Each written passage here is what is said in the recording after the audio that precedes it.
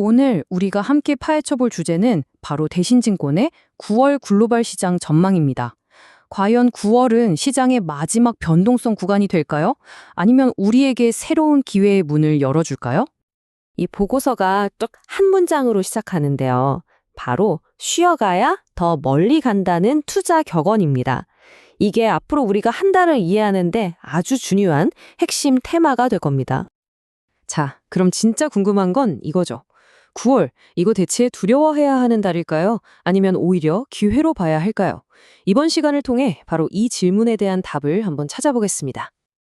자, 그럼 본격적으로 한번 들어가 볼까요? 도대체 왜 9월은 역사적으로 투자자들한테 그렇게 힘든 달이었을까요? 일단 데이터를 한번 보시죠. 이게 팩트인데 보고서를 보면 S&P 500이 지난 4년 동안 9월에 평균적으로 무려 4.2%나 빠졌다는 거예요. 숫자는 거짓말을 안 하죠? 아니, 왜 유독 9월에만 이러는 걸까요? 몇 가지 이유가 있는데 이게 딱 맞물려 돌아가거든요. 일단 3분기가 끝나고 또 미국 기업들의 회계 연도가 마감되는 시점이라 기관들이 포트폴리오를 대거 조정합니다. 여기에 미국 재무부가 국채를 발행해서 시장의 돈을 쫙 빨아들이고요. 투자자들은 슬슬 연말 세금 문제를 생각하면서 주식을 정리하기 시작하죠. 이런 요인들이 복합적으로 작용해서 시장을 누르는 겁니다. 자, 그런데요. 여기까지 들으면 9월은 그냥 피해야겠다 싶으시죠? 근데 이 보고서가 진짜 재밌는 건 바로 지금부터입니다. 완전히 다른 이야기를 하거든요. 보통 사람들은 9월의 변동성을 야, 이거 위험 신호다, 도망가자 이렇게 생각하잖아요. 근데 이 보고서는 정반대로 말합니다. 그게 아니라 이게 바로 마지막으로 살 수 있는 기회라는 거죠. 완전 역발상이에요. 아니, 무슨 근거로 이렇게 자신 있게 말하는 걸까요? 바로 이 숫자 때문입니다. 86.4%. 이게 뭐냐면 CME 패드워치 툴에서 본 건데 시장 참여자들이 9월 FOMC에서 연준이 금리를 내릴 확률을 이렇게나 높게 보고 있다는 겁니다. 그러니까 이게 진짜 핵심인 거예요. 9월 FMC 회의가 그냥 달력에 있는 이벤트 중 하나가 아니라는 거죠.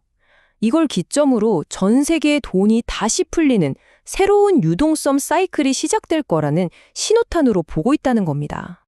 좋아요. 그럼 금리 인하 기대감이 어떻게 4분기 상승장, 이른바 랠리로 이어질 수 있다는 걸까요? 그 연결고리를 한번 뜯어보겠습니다. 여기서 보고서가 되게 재밌는 이론을 하나 소개하는데요. 이름하여 타코 이론입니다. 먹는 타코요. 이게 뭐의 약자냐면 Trump always chickens out. 그러니까 트럼프 행정부가 겉으로는 막 거칠게 말해도 진짜로 경제가 망가지는 건 피하려고 결국엔 좀 물러설 거다. 이런 이론이에요.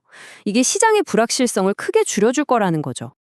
그리고 이걸 뒷받침하는 또 하나의 큰 그림이 바로 차이메리카라는 개념입니다. 들어보셨나요? 중국과 미국이 경제적으로 너무 깊숙이 얽혀 있어서 서로 절대 망하게 둘 수 없는 관계라는 거죠. 이게 마치 보이지 않는 금융 안전망처럼 작용해서 아무리 정치적으로 싸워도 최악의 상황까지는 가지 않게 막아준다는 분석입니다. 자, 그럼 이제 가장 중요한 부분이죠. 알겠다. 그래서 우리는 뭘 해야 되냐? 이 질문이 남잖아요. 다행히 보고서가 아주 명확한 투자 지도까지 그려줍니다. 핵심 투자 지역 딱 찝어주는데요. 바로 AI의 리더인 미국, 그리고 반도체 최강국인 대만과 한국입니다.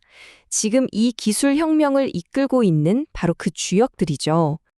조금 더 구체적으로 들어가 볼까요? 앞으로 주목해야 할 고성장 테마들입니다.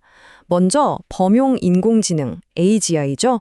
그리고 양자 컴퓨팅. 또 데이터 센터에 어마어마한 전력이 필요하니까 우라늄과 원자력. 마지막으로 스테이블 코인 같은 디지털 자산까지. 대신증권은 바로 이런 분야들을 우리가 눈여겨봐야 할 전략적 투자처로 보고 있습니다.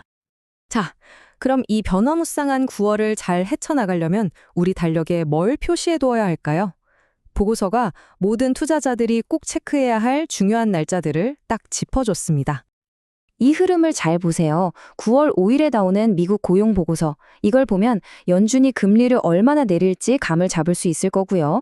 11일에는 FOMC 회의 직전에 마지막으로 나오는 물가 데이터 CPI가 발표됩니다. 그리고 15일에는 중국 경제 데이터를 보면서 글로벌 경기가 어떤지 체크하고 마침내 18일 시장의 방향을 결정할 바로 그 FOMC 회의 결과가 나옵니다. 정말 중요한 일정들이죠. 자, 이 모든 걸 한 문장으로 정리하면 바로 이겁니다. 9월에 나타나는 변동성은요, 겁먹고 도망가야 할 위기가 아니라 연말에 올 수 있는 큰 상승장을 앞두고 시장이 우리를 마지막으로 한번 테스트하는 거다. 이렇게 볼 수 있겠습니다. 그래서 결국 질문은 이게 아닐까 싶습니다. 과연 시장이 움직일까가 아니라 시장이 움직일 때 나는 그 흐름에 올라탈 준비가 되어 있는가? 바로 이 질문을 우리 스스로에게 던져봐야 할 시간입니다.